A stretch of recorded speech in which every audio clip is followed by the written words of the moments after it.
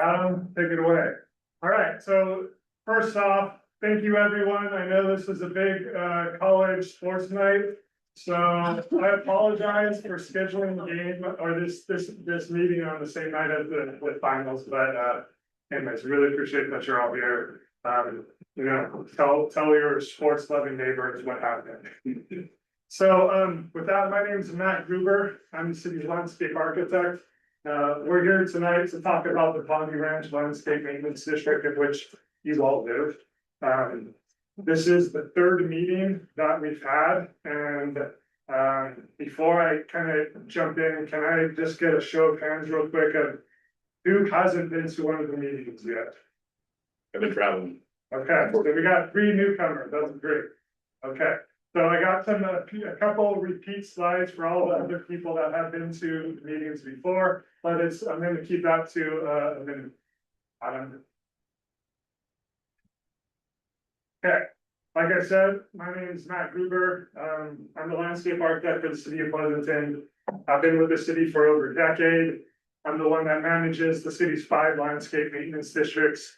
If you haven't talked to me before, you're lucky, but now that run has ended, and now you're gonna have to talk to me. With me tonight, I have our consultant with STI. This is Melanie Lee right here, and that's John Bliss back there. They are the consultants. They specialize in assessment districts, and that's who we hired for this job that we do right now. Today, we're really going to talk about 5 main topics here. Number 1 is the district responsibilities. The district responsibility is something a lot of people have already heard, but for the few new people, you're going to get a better idea of what we take care of. Then can I get a show of hands who filled out the survey that's at this meeting? Okay, 50% about us. That's good. I mean, that's interesting. I'm glad that the non-surveyed people showed up too, because I'm going to hear your thoughts today too. So we're going to talk about what the survey results. If you didn't fill out the survey, then you're going to learn about what that survey was. Then we're going to talk about the proposed options for the people that haven't been following. We've been trying to adjust the rates of the assessment district to a sustainable amount. The rates are the same, or actually right now they're the same as they were when the district was formed in 1993. And so we're trying to fix that because there was no inflation factor back then. So we're way out of line with what things cost right now. So the options that I'm going to talk about tonight is the option we're proposing moving forward. So if you have any questions about some of the other options that we presented in past meetings, just please hold your questions while I'm going through this. I'm going to be, and I know I talk a lot on this one slide, but I'm going to be going through this much more quickly. So please hold your questions till the end. Then we're going to, Melanie's going to talk about the ballot process, and then we're going to talk about next steps. Really quickly, this is just a recap of everything. Bonde Ranch Landscape Maintenance District was formed in 1993 when the development was approved. It's a condition of approval, basically a way to maintain these areas shown in cyan over there on the right. It's a single purpose district. The city shouldn't be spending money on maintenance, but only the assessments you pay only could be used to maintain this district, nowhere else in the city. The area it covers is landscaping and trees. One of the big reasons is fire breaks. This maintenance district is set up for fire breaks. And then it covers irrigation and drainage systems, entry features and fencing in the blue cyan areas, and then maintenance of open space areas. And if you don't know this is funded through your property taxes, and currently you pay $400 a year. So we sent out a survey. There's 102 properties in the Bonde Ranch Landscape Maintenance District. We actually got pretty good results, 36 people. That's more than 1 out of 3 houses. And that's unique, complete responses. So if somebody filled out the survey that doesn't live in the district, it didn't count, or if multiple people filled out for the same property, then we sorted that safely. If we could go back to the previous slide real quick. So you can see the 74% of the people that filled out the survey, that's the people in zone A. And there's 2 zones in the district, with zone A being all the properties on the south side of Bernal, and zone B being all the properties on the north side of Burnell. So Melanie's gonna get into this more, but the people that are gonna pay more are gonna have more votes basically, having people move forward. That again, so 74% of people filled out this survey from the south side, so that's good to know, but it means that the people on the north side weren't all that involved. One of the things we learned with the survey was that 60% of people were either neutral or somewhat satisfied, but 40% were dissatisfied with the current maintenance levels. And then number one priority, which was main reason for formation of the district of the people, was fire prevention and fuel burn. So those are kind of some of the key things we've heard from the survey. I'm going to talk about more of those. So this is more of a breakdown. It kind of shows the level of what people thought was okay versus what people thought was not okay with the district. Most people were neutral, then followed by very dissatisfied, and pretty much equal with somewhat satisfied and somewhat dissatisfied. Yeah, so that's pretty much it. Now, this is kind of getting to the heart of the matter here. And this is probably what we're going to talk about most when we start talking and open this up to questions.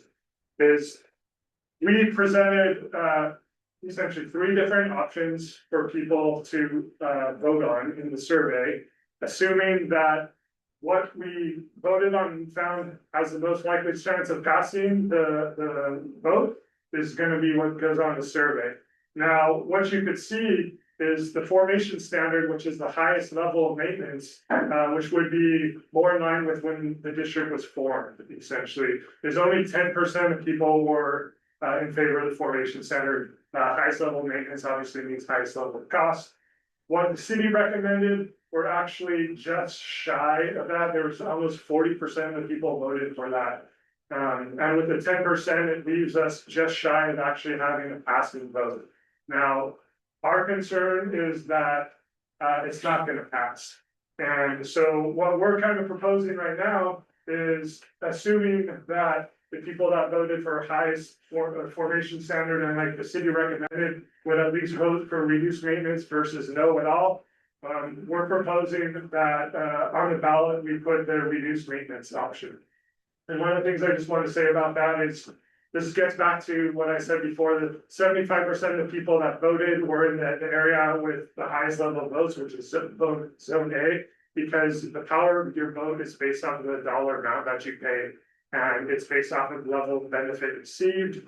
And everybody's heard me say this multiple times if you've been to the meetings, but for the people that haven't been to the meetings, there's the 1972 Lighting the Landscape Act, which was what the formation district was based on, but then in 1996 they passed Proposition 218, or Proposition 218 basically says you have to get billed based off of the level of that benefit received. So it's called special benefit. So the level of special benefit you receive is what you pay. So the people closer to the fire break essentially in open space pay more.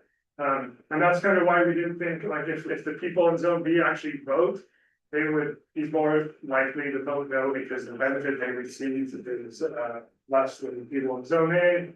And if they voted more, even though the votes worth less, we actually thought that 49.7% would drop. So we think reduced maintenance is our best bet right now. It passes at 65.6%, assuming the people that voted for the higher levels would also vote for the reduced maintenance versus no change at all. Really, the main thing for this, we fully question, I'm almost done. One of the main things about this is that this voting process is extremely time consuming and it's very expensive. It's $30,000 plus for this whole process. We don't want to have to pay for that again. So the city's number one goal is to find something that's going to pass so we're not back here again. Next slide. So I'm gonna come back to what I was just saying, but I'm gonna talk a little bit about kind of what's important to people based off the survey results, like I had mentioned previously. 76% of people thought, or that was by far the most important thing for people, and that's just weed abatement, which is pretty close to fire prevention. And then tree removal and replacement, drainage and flood control, and so on until the lower levels there. I didn't take the most in the next slide. And so what we wanted to tell people is like, hey, we heard you, and we saw what's important to you. So we kind of broke down what the money is going to be spent on based off of the actual ballot measure, what we're proposing to reduce maintenance. So what's going to happen is essentially 50% of the dollars are going to be spent on basically fuel management and fire prevention. Right now, only about 15%. So we're really increasing. We're putting the money into the fire related work, right? But then after that, we're really trying to increase the level of maintenance overall, because I can tell you over the last few weeks, a lot of people have been complaining to me about the weeds that we have out everywhere right now. So we will definitely be able to address that a lot more thoroughly and more often if we pass this, right? Right now, we pay our contractor $500 a month to do whatever they could do for $500, and that's it. That's all they do. And with this is, you know, increasing that level dramatically. It's like, I think it's about doubling the amount total. So we'll be 50% on the standard landscape maintenance. So that'd be like more pruning, leaf cleanup, you know, general weed removal. But then the other thing is water irrigation and repair and maintenance. Paying for the water is not going to be that much, but with this reduced level of maintenance, we wouldn't really be putting in a new irrigation system. All we would be doing is fixing the water meter and putting in a backflow preventer and putting in like quick coupling valves right at the existing point of connections, because the system's super broke and we can't really fix it, but at least we can get water to some valves. So our contractor could at least use a spray hose, and like if we plant a tree because we removed one, or plant some shrubs, at least we could water during the establishment period. So kind of that standard, that water irrigation repair and maintenance, that would pay for the installation originally, and then the long-term maintenance of like the water system, the irrigation system. And then 10% goes to admin fees, so that's both city and county fees. For us to write the engineer's reports that we have to do every year, which is essentially a list what we're spending all our money on every year and getting that approved by city council every year. And then the things really that we don't get to pay for with this reduced maintenance is kind of longer term capital improvements. So we really have limited fence and wall repair replacement money, time replacement money, and drainage replacement. But I will say, and then I do want to say is the standard landscape maintenance, we would be cleaning out the concrete ditches 3 times a year with this increased cost. So that will help address some concerns in drainage repair.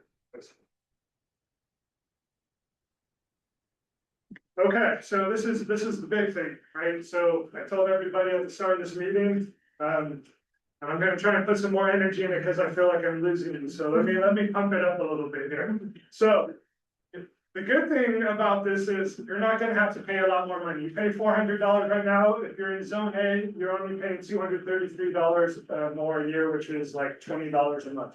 Not that big of a deal. Zone B, you're actually paying less money. So there's not really a reason for them to not approve it. And if you have any, we'll be talking about kind of how, if you have any questions, we could answer how that all gets figured out. But as I talked about, this money pays for basic tree pruning removal, the fire break, the weed abatement, and some minimal irrigation stuff.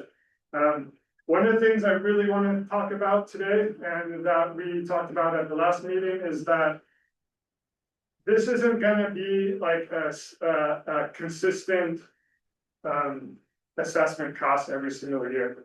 And the reason we're in the position we are today is because we didn't have an inflation factor back in 1993. And so over the years, we totally got uncoupled from the rails for how much we could maintain. And so we're trying to set that straight. So with this lower level, we had talked about in last meeting that capping it at 2%. And if we went with the city recommended, we could have capped it at 2%. Like if if the inflation was, 2.8 or 3.4 or 5.0 or whatever, we could cap it at 2. But with this lower level maintenance, we really can't fall behind, so the 10-year average for inflation in the United States is 3% essentially. So we're saying, okay, everything's gonna be adjusted per the US Bureau of Labor's Consumer Price Index, which is CPI, with a 3% cap instead of a 2% cap, because we just can't have that 2% cap with this lower level. One of the things that this doesn't include is, like I said, the reserve fund for emergencies and long-term CIP projects. And then just a quick note to say is that because this is a lower level maintenance, there's a little bit of city paperwork we're gonna have to do, which is an adjustment to the plan unit development that Bonde Ranch is. And with that, we are, just gonna say, hey, this is gonna be maintained at a lower level. And make sure our records show that for the future. I should have, yeah, so Adam, if you could back up, I forgot to mention this one last thing. The total proposed budget now we're looking at is $51,900. And that's what all these numbers, the 633 and the 278 will add up to identity. What's the current budget? It's $400, $700, it's 40,000. Thank you. Okay, so how the Prop 218 ballot works.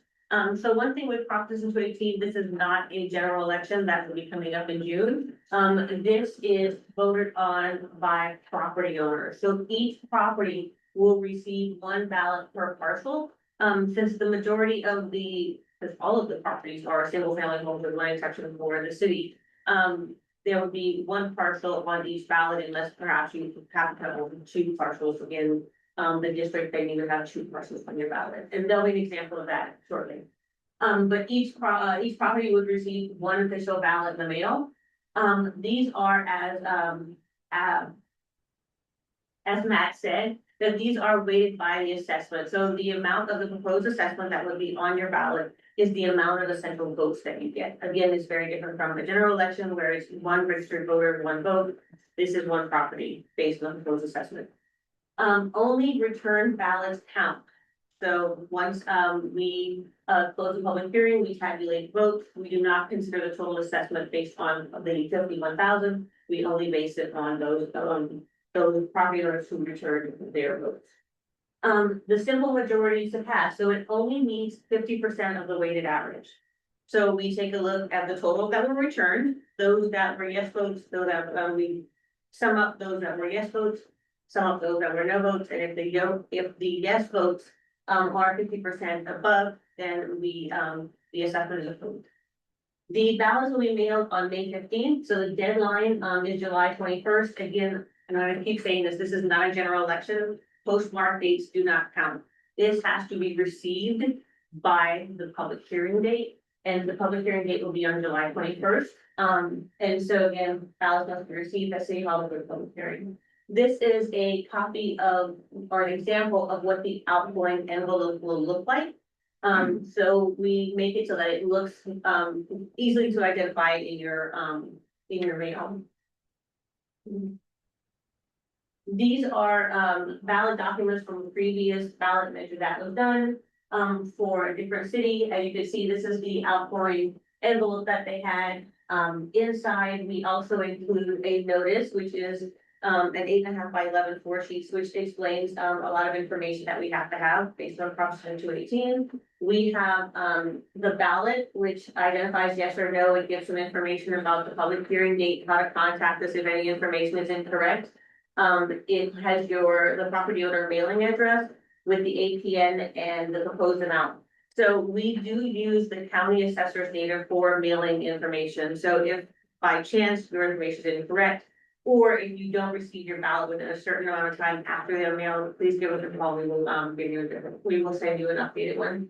And then we include a return envelope so that you can you fold your ballot up, you put it here, and then it will be open when the tabulation starts. Here. Can we drop it off in the post office box for City Hall? There, so we'll have, there should be a location that the city will have that you can drop off your ballots. Okay, just real quick, talking about next steps, here we are tonight, neighborhood meeting number 3. On May 5th, the city council approves the mailing of the ballots. The other thing that happens on May 5th, and John, correct me if I'm wrong, is that's the engineer's report, right? So we're gonna have the engineer's report on May 5th too. That's exactly right. Yeah, so anyways, the engineer's report, if you care to find out more information on May 5th, we're gonna have it available. It's gonna have a bunch of detail about Proposition 218 and the 1972 Lighting and Landscaping Act. And it's gonna have a breakdown of how we figured out how all the special benefit was received and what the city pays for, because the city contributes to, and all those different things. So May 5th, that's the next big date. May 15th is when we're gonna mail the ballots. So pretty much if you don't get your ballot before the end of May, you should reach out to me and let me know, so we could provide another one to you. July 21st is when the city council is gonna, basically tally all the ballots and make a vote to move forward, or if it doesn't pass, move forward with what we do right now. Which is the $40,000. And then, yeah, then in August, basically, we submit, and then it's gonna show up on your property taxes if things change.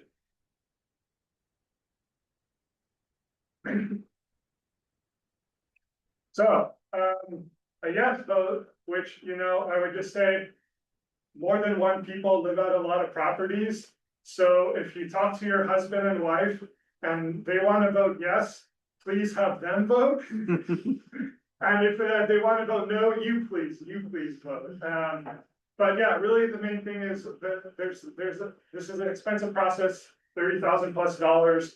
And unfortunately, the assessments are what pays for that. So it is in your best interest to not go through this again, which is why we are proposing what we're proposing.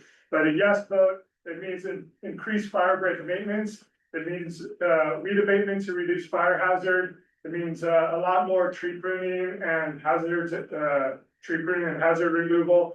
I mean, definitely the big thing we're gonna focus on in the first few years is tree pruning and removal. Minimal irrigation to protect plants, annual inflation protection built in with the max at 3%, and stable, predictable funding. So we're not back here in 5 or 10 or 15 or 20 years. We hopefully never want to come back again, but with this reduced maintenance level, I can't lie to you, there is a chance we might be back in a number of years from now. I mean, it was 1993 when they passed this, 33 years later, that's probably gonna be the same, maybe not that time frame, but it could be. A no vote, it means increased risk for fire, continued service reductions, we don't turn back on the irrigation, visible deterioration continues. Deferred repair for CIP projects like wall replacement, and then another costly Prop 218. And with that, I'll open up to any questions. I'll just say, just so everybody knows, this is gonna be recorded, or it is being recorded, and it's gonna be available online for everybody to see. We have a website set up for this. And everything's, if you haven't looked at the website, please go ahead and look at the website. You'll find a bunch of information that may or may not be useful, but it will hopefully answer your questions. And if it can't answer your questions, I will definitely answer your questions. Yeah, so everything will be posted, the PowerPoint presentation, a summary of the questions we hear tonight, and then this actual presentation. And with that, I'll open up to questions. Yeah, has there been any thoughts about, since we pay this assessment through our tax bill, making a percentage of our tax bill, so that as properties get sold, you'll get more money, Oh, yeah, and just naturally. we definitely thought about that, but John, take it away. State law prevents that, that's not allowed in California, other than for bond measures. It's, other 49 states all do that, they call it a mill rate, and it's very common, but in California, other than a bond, you can't base the assessment fee or tax on a percentage of the assessed value, unfortunately.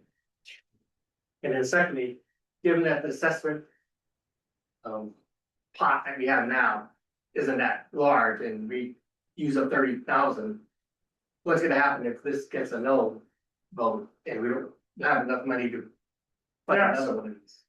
So we wouldn't be back here next year or probably the year after that, but we're gonna have to come back as soon as possible. We actually like just have enough money right now in the reserve to pay for this voting process. But we're like almost, we're just above it, we're like right at the black, just barely at the black.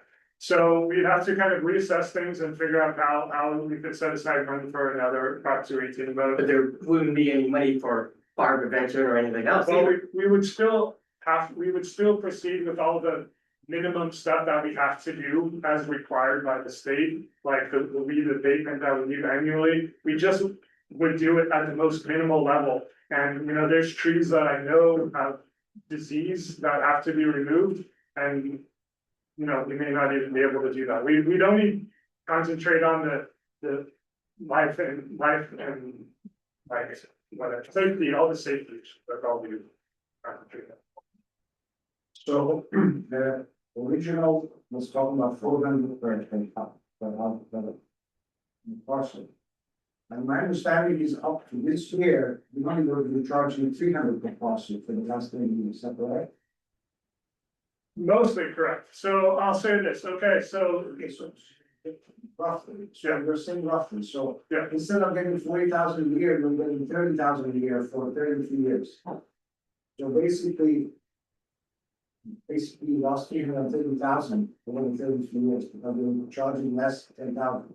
roughly And you speaking. have this low level of maintenance. So now, starting of this year, now we raised it from 30,000 to 40,000.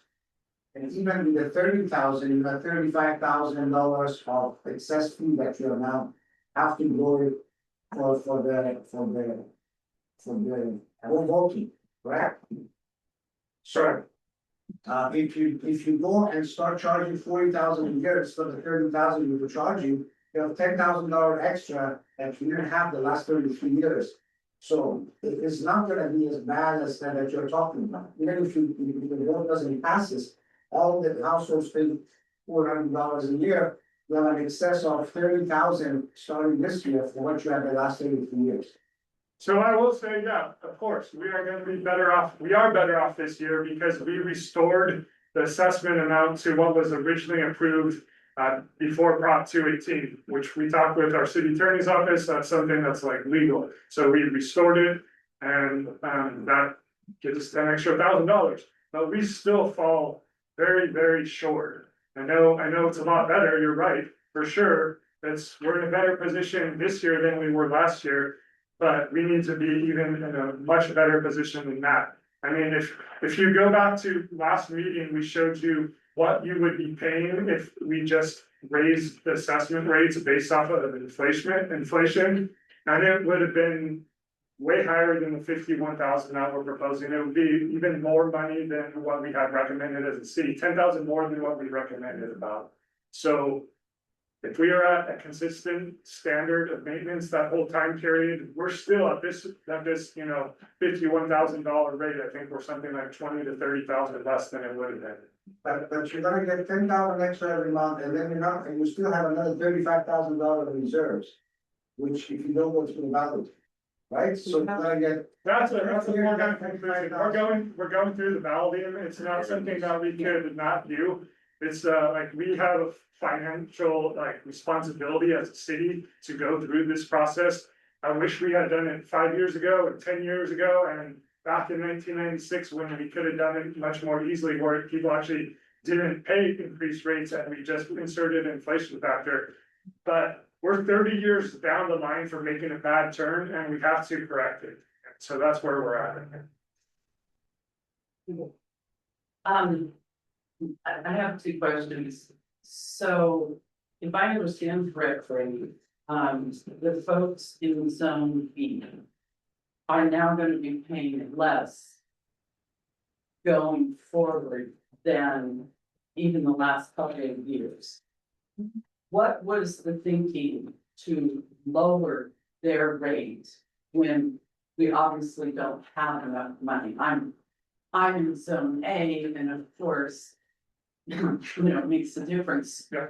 But if I were in Zone B, I certainly would have voted for a lower rate.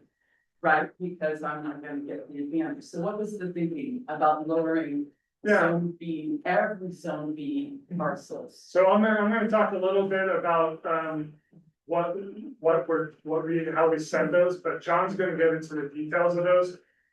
So basically, we didn't say anything, like, we did the math first without figuring out what the breakdown was, right? So we said, look, if we're maintaining the district at the very minimal level, it's gonna cost this much. If we're maintaining the district at what we recommend, which is what we think is a substantial level, and everything's gonna look good, and it's gonna be putting us in like a good position moving forward, it's gonna be at this level. But if we actually maintain everything at the rate that it, like, consistent with the plans that we read that were approved in 1993, then it would be this level. And then we just set the dollar amounts, and then that's when they did the math. So it didn't have anything to do with lower than the $400 a month or higher than $400 a month. And John's gonna talk about how that breakdown happened, but it comes down to the special benefit received. Can I just ask one question, then maybe you'll answer it, Bill? So originally Zone A and Zone B were charged the exact same amount, or were they charged different Yeah, amounts? exactly. Yeah, so, okay, so we all bought our houses based on kind of an equal share in a community. Yeah. And now you're gonna disproportionately charge one group versus another group. Yeah. Which kind of seems a little. Yeah, it Obviously, absolutely. probably in Zone A, you Right. guess. Yeah, exactly, but no, let me answer that, because it's very unusual, and what Matt said, and if there was a feeling in the community, hey, we want that highest level, then correct me if I'm wrong, Zone B was actually gonna go up. It was, so we did the math and we did this, but we're in this unusual situation where we need money and we're reducing the rate on one of the groups. That seems counterintuitive. Why in the world are we doing that? So let me just bear with me to give you kind of a sense of what's going on here. And so here in California, we have unusual laws and difficult laws in terms of for local governments to generate revenue. We're all familiar with a special tax. That's where you go a couple times a year. It's a 2/3 majority vote. And that was, the rules for that were created with Prop 13 in 1978 by Paul Gann and Howard Jarvis. The Howard Jarvis Taxpayers Association, which is really to protect taxpayers, making it a burden, you can do it, but make it hard so cities are not spending and raising taxes. Before that, all that would happen is the city council could just raise the rate at any time, just with a vote, 3 votes out of 5 of the city council, and your taxes would go up. So it was a taxpayer's protection. There are thousands in the 80s and 90s and 2000s, we became a state of subdivision. So we built all these subdivisions and they have special needs and special kind of maintenance. And there's HOAs, there's mellow roofs, and the third one is a benefit assessment. It's actually the most common and it's pretty common. And the benefit assessment is defined in this cousin of Prop 13 that passes in 1996. So Jarvis, they're heroes. They put a cap on property taxes, all this stuff in 78, and Prop 13 is a revolution throughout the whole country. They realized this assessment thing is all it takes is for the city council to approve an increase and they can increase it. So in 1996, they passed the cousin of Prop 218, or cousin of Prop 13, and it's called Prop 218. And Prop 218, you can read it, it's about 5 pages long, it's awful to read, but it sets forth some rules on how you approve a benefit assessment. And again, there's thousands of these things up and down the state. Most of them have to do with subdivisions like yours. And so they come up with some rules on how they are what you need to do to approve this. And there's today extreme legal scrutiny. So almost everyone that is balloted, someone at the Jarvis Taxpayers Association in Sacramento, they look at it. So everything we do, all of our documents will be reviewed because they want to make sure we're following the rules. And so they come up with some rules. And one of the rules is the assessment amount, the amount you can charge is based on the special benefit that is received. And they don't like everyone paying the same amount because they believe some parcels get more benefit than other parcels. And can you go to the slide that shows the map? And so when we were hired, to look at this assessment, and the main goal is, hey, we need more revenue. We're underwater, and there's several of these in the city of Pleasanton that have the same issue. And we work with city attorney. We need you guys to come in and help us reach out to the community, reinvent this, add the CPI, make it long-term, and come up with a legally defensible engineer's report. At that time, as we looked at it, first of all, it would be a much more fun conversation if we kept everyone the same rate. And we looked at doing that, but we couldn't look at that now. We could not my stamp goes on it. I could not find that these parcels are receiving the same special benefit as these. I wish I could, but I couldn't because of the extreme fire risk. That map tells the story. So we have the unenviable task of coming to Matt and the city attorney and saying, our finding of special benefit, you guys need zones. Now, we've looked at other ones here and they don't need zones, but you guys need zones because we can't, it's not defensible. And these people up here, if we were charging them the same amount, they have a pretty good challenge on their hands that say, why is this parcel saying that's paying the same as this one that's just surrounded by fuel, and this one is got some houses on it? So we had the unenviable task of saying, hey, we got to look at zones.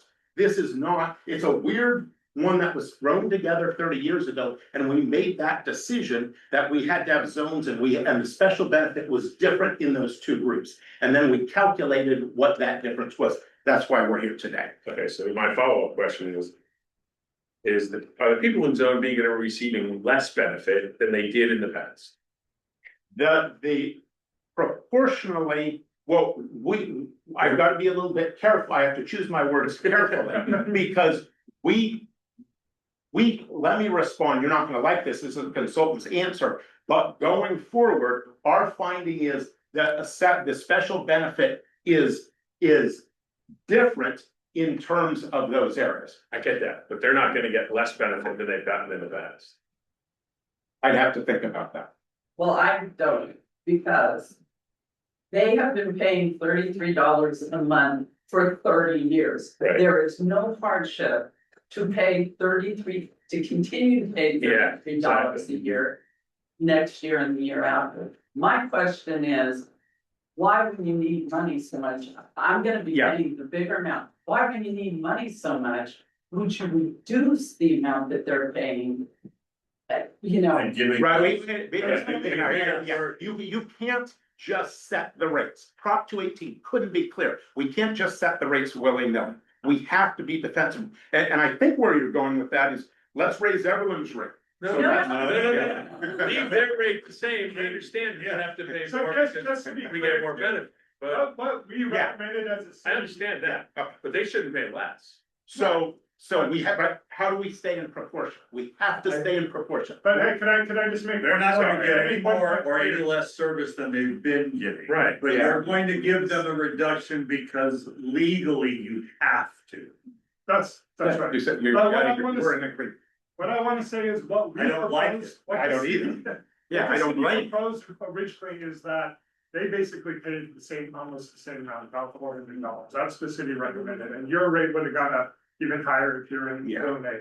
But when we got the survey results back, we realized we're just falling short of getting it passed. And so the city had to make a decision, what goes on the ballot, something that is more likely to fail or something that is more likely to pass.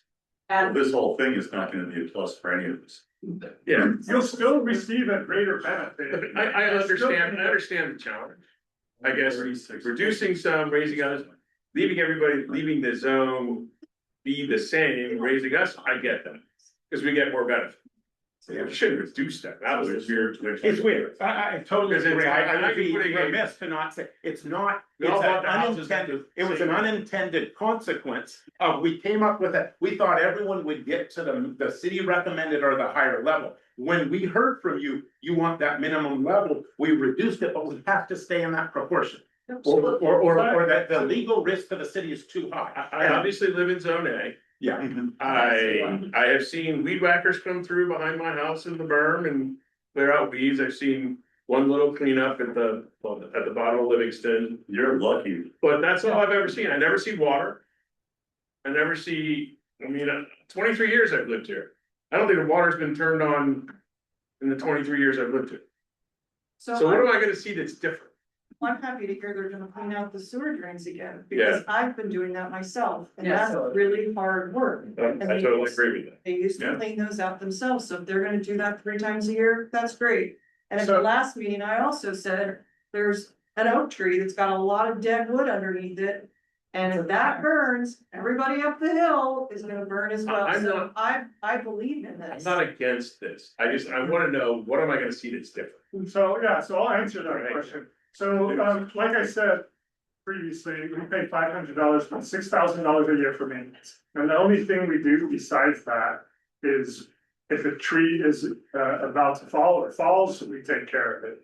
Or we do the weed maintenance, so we do that once a year, so on top of the 6,000, we pay about $8,000 or $9,000, so that's $14,000 total. What we're proposing now is that 50% of the entire budget of 51,000, $25,000 plus dollars. Which is, almost double what we spend right now, is gonna go towards. Pruning the trees, tree removal, weed abatement, cleaning the bee ditches, those are the things. There are gonna be things that the bee ditches you might not see unless you're paying attention, but the things we are gonna try and do is more. Like, well-chosen weed whacking and weed removal, so like if you're. Walking on the sidewalk, instead of having the weeds coming up over, we're gonna knock the weeds back, so they're, 10 feet or whatever we could do for the money we have. Which isn't gonna be everything, but it's gonna be what we could do. But it's gonna be visible, but it's definitely gonna be fuel management focused. I have a question on the number of the respondents. You said the 36 respondents. 36 unique respondents. Okay, Ah. do you know what percentage of that 36 of the 103 potential respondents is zone A and zone B? Yeah, 74% in zone A, 26% in zone B. That's. Does the city get to vote for their parcel? Is it Good included? question. Yeah, so great question. Prop 218, Jarvis did some things that they didn't like the fact that in Prop 13, they had exempted churches and governments. So for Prop 218, they changed that and they said governments shall pay the assessment. So governments are looked at like a private property.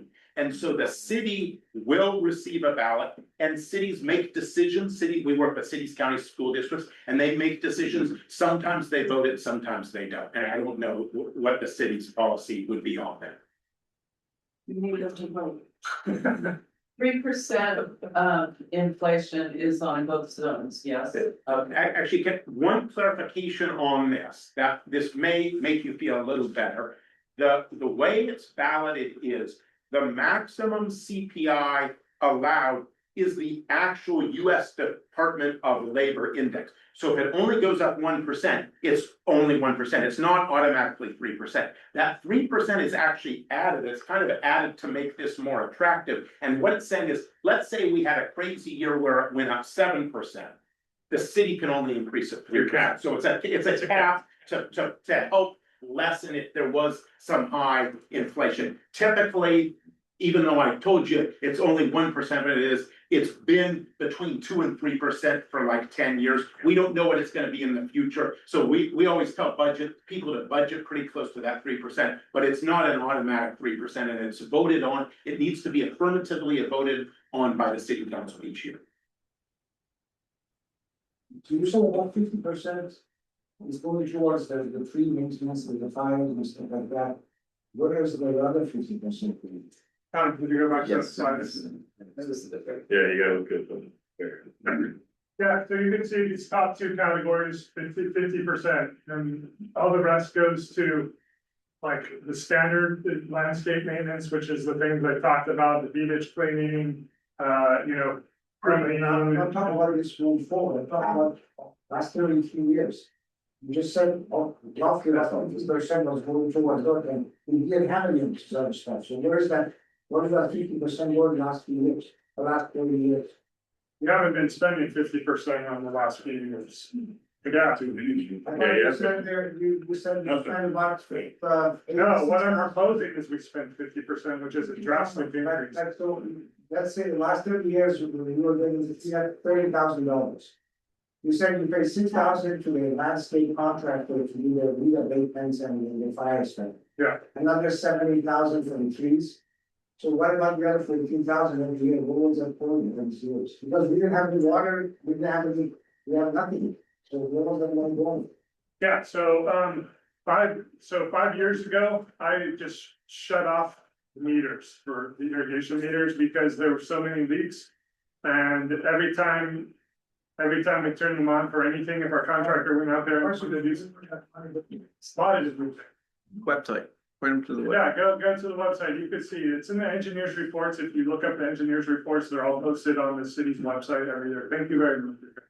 Yeah, I voted for the highest revenue. Can I get a real quick raise of Yeah, hand? you're super close, it's like. Who in this room voted for the city recommended or the higher? I voted for the Interesting. Okay, I didn't vote, but I would. okay, and who voted for no change? Okay. Okay, anyways, thank you very much. Yeah, thank you guys. So to answer your question, you could look up all the information, it's online, you do have to search, but the fact is. There's if we're removing one of those eucalyptus trees, it's about $6,000 to $10,000 per tree, so that's a lot of money. A lot of it. Those are the eucalyptus trees, but there's a lot of entire hills that they have all those eucalyptus trees behind their property. Is that Bonde Ranch's responsibility for those? So it was Bonde Ranch's responsibility until maybe 7 or 8 years ago, the city took on that portion of the landscape maintenance district, so you weren't paying for the. So now that independence becomes the city responsibility. No, the independence ones are the Bonde Ranch's responsibility, but the ones behind the Montana Hills, the city took it. Okay, so the one between, I guess that's Livingston or whatever it is, and Santana Hills, those are. There's a line, there's a ditch, that's right behind those hills, and there's a line of trees right up, like basically it's a old windbreaker. Yeah. Those trees, the city's maintaining those, because it was like a weird 15-foot strip between the city's open space and those. But where it was like part of the larger landscape maintenance district area, it's still part of that. Thank you. I think in the last meeting, it was really valuable having that fire captain, whatever his rank was, Yeah. here to discuss the importance of the fire breaks, the importance of keeping all of that maintained, the importance it might be towards your homeowner's insurance, because, Cal Fire looks at this in a different way. So I think that's something that kind of feels like it's buried a little, that people look at this for the fuel maintenance and management and all of that, but when you really hear what they talk about as far as behind our homes, what we could be dealing with, I think that was really valuable in this year. Yeah, I agree. I mean, I think it's the number one thing, and I wish more people came to these meetings, and I wish more people came to that second meeting, because that was the meeting that we were really trying to drive home that point. I got it just one of the wrong week, I was out of town when that. But it's also interesting that you all who are most involved, most of you want it hot stuff. So that's frustrating, that this is how we make decisions in California. So regarding the fire captain, when he said previously. Parts of the budget that we're talking about wasn't included in the Cal Fire assessment report, but now it is. Was it everything Pleasant level, rated the same level? Or was it cut off by Bernal and south of Bernal is one level, north of Bernal is a different level? If they're the same, then the assessment should be the same. So we showed a map at that last meeting. Yeah, and I don't remember what he said, so. Yeah, so, just last year, Cal Fire updated their fire hazard severity maps. And, it totally changed things. Before, the fire hazard severity zone maps were really for non-city areas, so mostly like the west side of the Pleasanton Ridge, and then the south side, like by the golf course. But now the maps that we have, pretty much all of all of the south side of Bernal, almost all of it, not 100%, but most of the homes are in a moderate fire hazard severity zones. None of the homes, well, I think there's like a couple. It's, You leave it there? yeah, so like it's kind of weird, like it doesn't like line up exactly with the street, right? But it kind of cuts through here. I think it like catches like a little thing. Goes like, I think it goes something like the fire department here. But it's on the website, you could look at that map if you want. Yeah, So there is a different assessment for Yeah. A and B. Yes, yes. yeah, if you have not seen the presentation for the second presentation, it really gets in a lot more depth and detail of what we're doing and why we're doing it here for your community. At the end of the day, really, we're trying to increase the funding to make sure that we can do the fire maintenance for this area over time because we haven't been able to keep up with the CPI indexing. Really is, we're falling behind. The infrastructure is starting to age and need replacements. And so the three different stages was really setting us up to do that. We feel the city's recommendation level really set us up that we never have to come back here. But $30,000 when you look at an annual budget of 50,000 is a substantial dollar value. And so we talked quite a bit at large of what do we do? We really think that it would be great to do the city recommendation and never have to come back through this, never have to spend this 30,000. But they're listening to the community through not only these, but the calls that we receive, the emails that we receive, the feedback that we hear. We heard the community with the concern of this raise. People do agree that maybe they can do a little bit more, but they're just not quite comfortable with all the other pressures that's currently happening within the community and of costing. That it might be a little too much at this time for it. And so what we're proposing is something that we think is very valuable.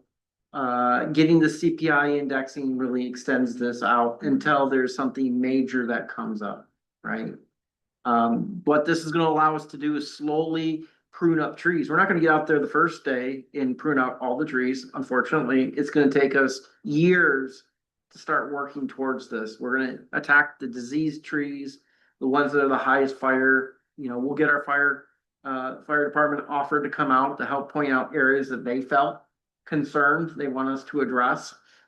And so we're going to start at the highest risk levels and start working our way down on the highest risk levels. But it's going to take us years before people start seeing it, right?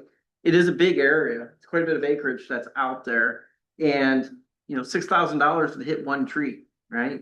We're only increasing $10,000 additional. Now, it is 20,000 from what we were doing, which is great, but it does get eaten up by us trying to get a crew out there more than once a month, right? Adding that up. That's something you'll see when you're driving in, when you get weed maintenance, leaves picked up, things cut back.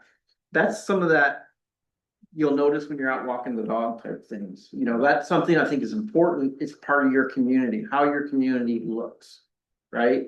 This is Pleasanton, for Pete's sakes. We all have a good standard of care. You guys came here because you like how people take care of things, and we're trying to get to that point. But it is that balancing act. And so we did have to balance, I'd love to roll the dice, but I don't get to gamble. We have to be conservative with your money. And so we took the conservative approach by saying, we're just going to do the lower maintenance, because if we miss the boat, we'll have to be back in a few years to make the adjustments. Because all of a sudden, we're going to get letters from CAL FIRE saying, you have a bigger fire danger that's there. And either we get fined for not addressing it, or we address it and have to come back. Regardless of, we don't want to pay money towards fines because we're not able to maintain our minimum fire dangers. And we've been scaling back everywhere we can. And you guys started seeing it. But it's like boiling pot of water, right? You don't necessarily see it every year as we cut back a little bit more here, a little bit here, a little bit here, a little bit here, until all of a sudden, your You uncle. took a picture 20 years ago and you take a picture today, they're very different. It is tremendously. And so you don't always get to see it, you always, it's like your own house, you've been driving up and it takes your brother-in-law to come in and say, dude, why haven't you painted your house? They're like, it looks great. So you go out and look at it and you're like, holy smokes, it's right. But, I don't think there's an argument for anyone in this room that work needs to be done and it has to be paid for. I think, we all want to understand how, why, Yep. what the amount is. And I really encourage you to look at the engineer's report. That's what it is, and we do it every year. Every year, we do a budget for the work that we know that's there. So if we have known trees that are diseased and we need to do it, and we had to pull money from reserves, it's in the engineer's report. It was in the engineer's report about making this expenditure to go through this Prop 218 process. So every year, you have a check-in on this process about how is your money being spent and where is it being spent? And that's what the engineer's report is all about. We give you the engineer's report, give you guys opportunity to review it for at least a month, and then we come back before we do the rate increase to say, okay, this is how we're planning on doing it. Then we have a secondary meeting that says, yes, we do authorize there. So you do have two opportunities really to talk with your council who's acting as your board to say that you agree or disagree. So if you saw something in there, you said, I don't like this expenditure, right? You have an opportunity to talk directly with the board that's making the action. Now, obviously, we don't want you to wait till then. We want you to call Matt. He's the one that's spending your money. I think he does a fabulous job doing it, by the way. He's stretched the buck further than I've ever seen anyone do it. He really generally cares and can speak about, well, most of your features on your property. And it wasn't because of this process. He knew that before he ever started this process. And so he deeply does a great job, not only for the landscaping districts, but also everything for the city. He really knows the costs and he works very hard on making sure you have competitive dollars and good contractors in here to do this work. It's hard to do because it's low bid, right? So it takes a little extra nudging of getting the right contractors in here to do the things that you do. So, I can say that Matt's trying to put every dollar he possibly can into your place, that he's doing it. It's a little shock and awe when we first saw the proposed increases to be made, right? It's hard. Yeah. Sure. And I should have probably introduced Adam too, because this is eloquent gentleman over here. This is my boss. Operating the PowerPoint presentation for me. So thanks, Adam. And he is city engineer and assistant director of public works. So he's been at the city longer than I have, and I made the spiel last meeting, so I didn't repeat it this time. But for the new people, I don't live in Bonde Ranch, but I live on Bonde Court, and I walk through your neighborhood constantly. I'm very familiar with it. So I have a question, and I will go back, take a look at what might have been discussed in previous meetings, but if you could just help clarify it for me. We're talking about the LMD area that's identified in gray there. Yeah. That's where all the trees are that we're talking about pruning. What about the open space? So the open space is all city, parks open space. So that's a totally different story. Okay, so, and like all the planting along Bernal and all the. This all whacking this stuff, all this stuff right there, there, that's all city? this is all city, yeah. And unfortunately, that irrigation system has been turned off as a number of people I've talked to. Yeah, I was gonna say, that hasn't been maintained either. I mean, the trees along that, I mean, all longer now, for whatever reason, that soil is not very good, and the trees that should even be thriving with very little to no water are just there. So the land in between the courts there, or the three courts down, yeah, that land there, in between those? Yeah. That's all city maintained? This stuff, that's all. Yeah, I was looking at just between the three courts down at the bottom. Oh, yeah. Nope, that's up top, go down. This stuff, Middleton, Those three, yeah, Livingston, Oh. Braxton, and, I'm sorry. That's all It's- city. I keep on thinking of these. yeah, no, they're dead ends, I'm Yeah, sorry. yeah, these are. The dead ends, The places, they're the places, yeah, like, maybe they're all places. Yeah. okay, so that's city in between them. Yeah, so this is the property line, this is all city. And then actually now that Lund Ranch gave the open space to the city, this is city. In part of the fire breaks,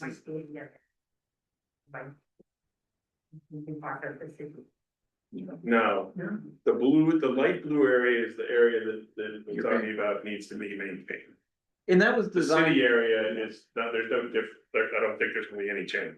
And what's part set that up is that's the fire break area that was defined way back at the time they developed it in the fire science at that And then I time. see the city come through there and weed whack every spring to in between. That's the city, not paid for out of the.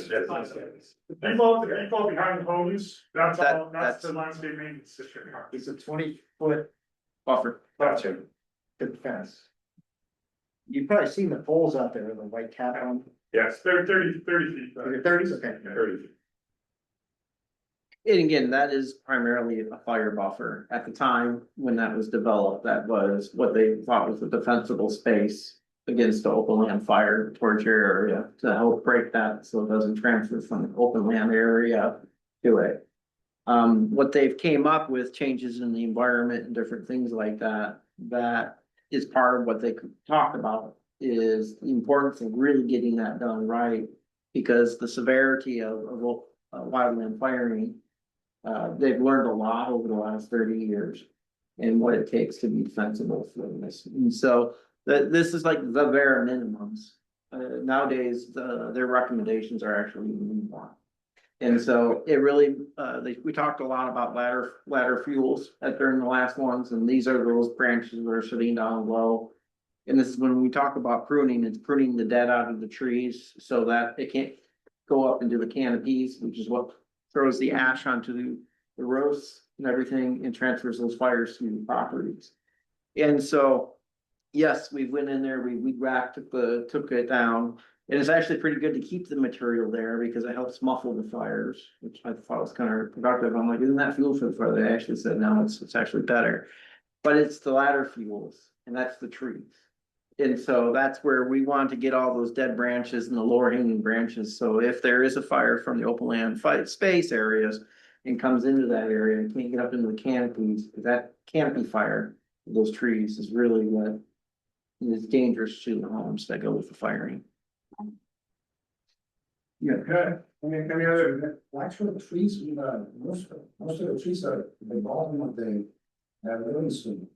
There's no trees between houses, there's always white areas between houses. There's really no trees, it's just a 20 foot, lead abatement that you need, right?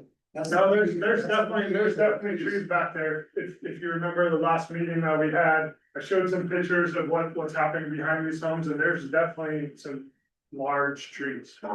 Was it about 100+ trees? Yeah, there's over 100 trees in these white little spaces. A lot of them are right here, but they're scattered kind of all throughout these areas too. Yeah, there's some on that list.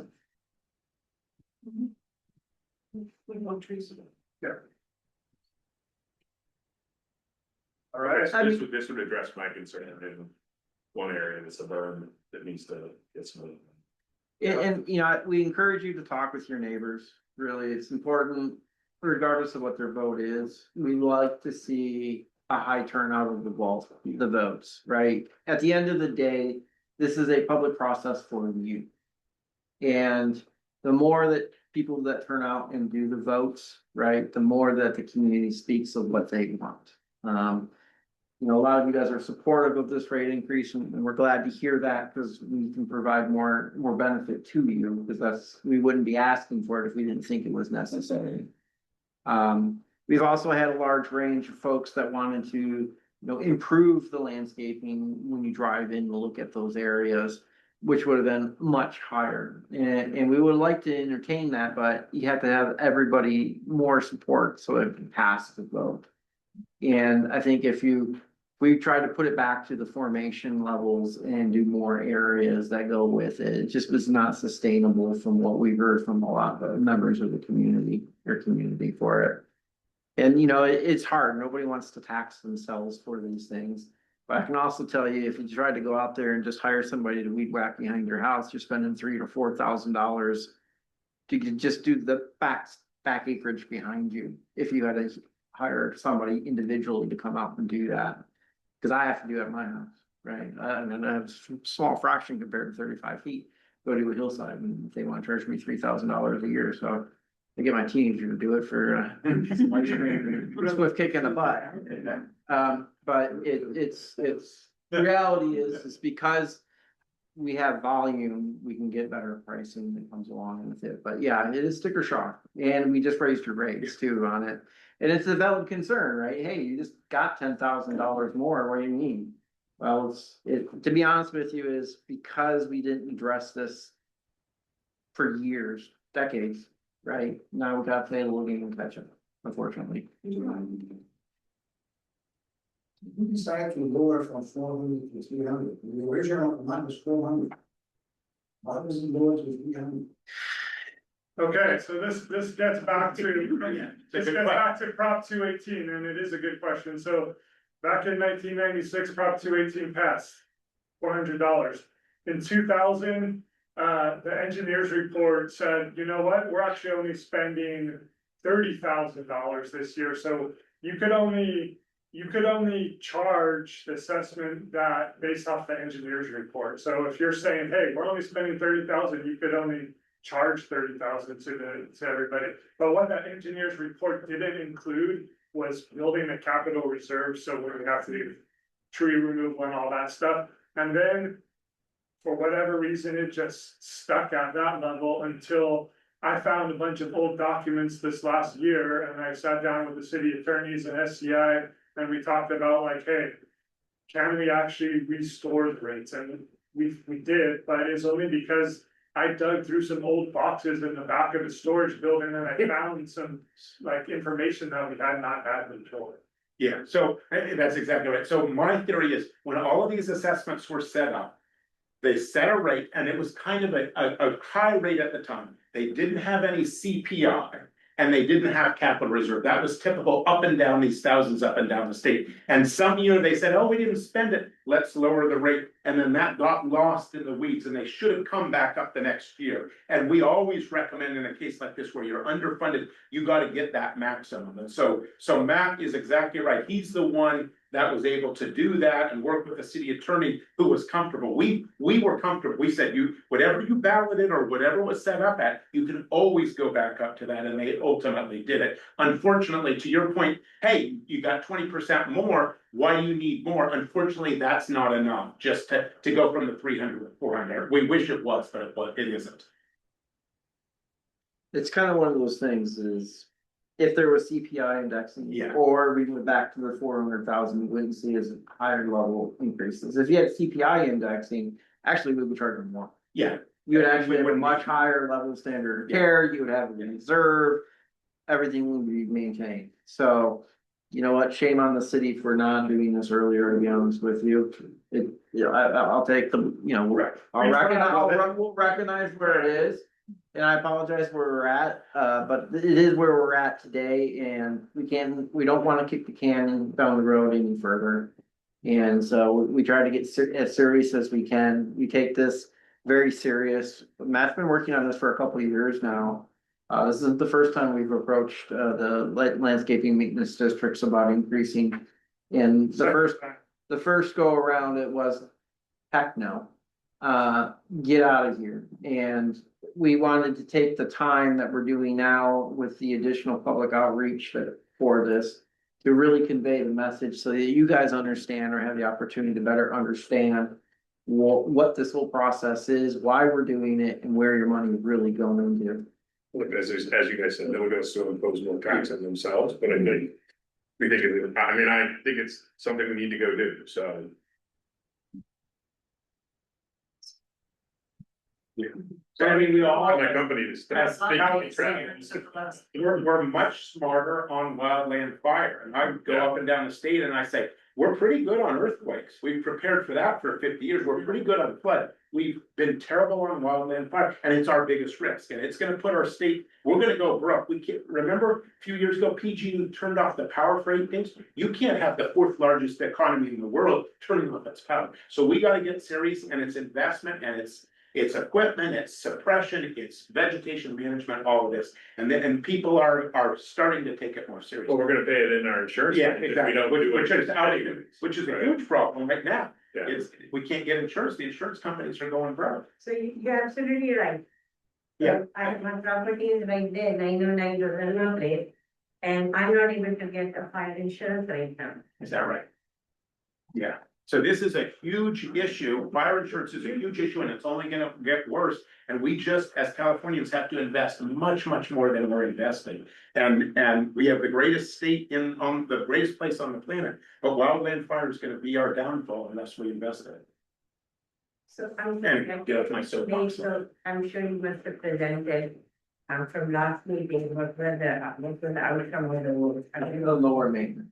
Huh? The lower maintenance. Thank you very much. That was very helpful. Thank you, everybody. Thank you for coming, you guys for coming and committing this time and interest in. So it's my apologies that I did. You would have tipped the So, scale. now I Uh, definitely.